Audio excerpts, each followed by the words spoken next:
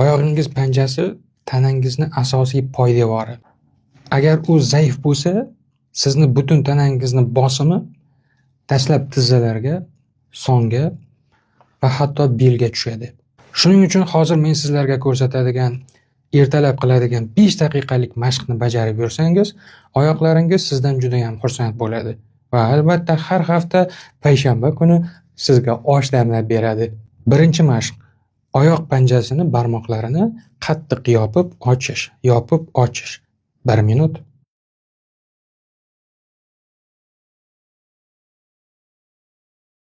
Ikkinchi mashq: oyoq uchiga turasiz, joyiga tushasiz.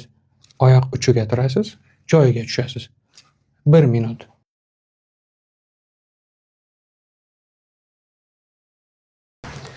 Uchinchi mashq: ikkala oyoqni tagi bilan yerga tip yengil bosim bilan 1 daqiqa urib turasiz.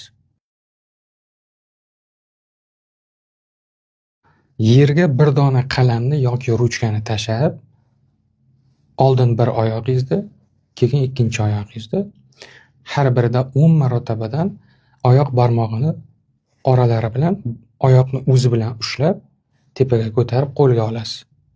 Yana tashlab, yana ushlab oyoq barmog'i bilan tepaga ko'tarib qo'lga olasiz. 1 daqiqa har bir oyoqqa yetarli.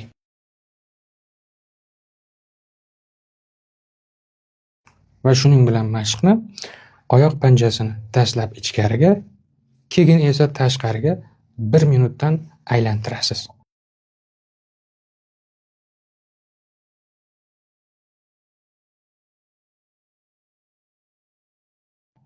Va qarabsizki, bitta kompleks ajoyib oyog'ingiz uchun mashqlarni bajardingiz.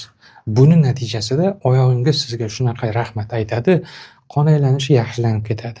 Oyoq og'riqlaridan asta-sekin forig' bo'lishni boshlaysiz.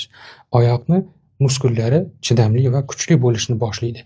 Yurishingiz ravon hamda tetik bo'ladi. Keyinchalik oyoqdagi muammolar, tizza artrozi, artriti kabi kasalliklardan o'zingizni yiroqlatasiz. Mashqlar sizga yoqqan bo'lsa, endi bir kelishib olaylik. Kommentariyaga, izohlarga bu mashqlarni men bajarishni boshlayman deb va'da berib yozib qo'yasiz endi. Хорошо? Keyingi lavhalarda ko'rishguncha semirib ketmang. Poko.